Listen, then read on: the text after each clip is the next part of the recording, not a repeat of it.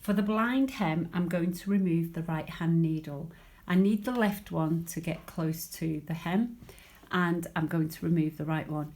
Leave the thread in the needle, and the reason is when you remove the needle, it will still, if in case you drop it from your hand, it will still be hanging by the thread for its dear life. I know. So we're going to go lefty-loosey. Let me turn that around so you can see. So righty-tighty, lefty-loosey. So let's go left. Loosen the grub screw. Don't pull the grub screw all the way out because you need it in there. And there it is.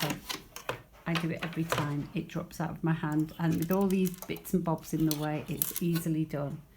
Now, again, we've got the safety feature on this machine, so it won't activate the machine. Grab a scissor and cut the thread away. I'm actually going to cut the thread up here at the top and then remove it from there. Pull the thread through and there it is, out of the way. And now you're ready for a blind hem.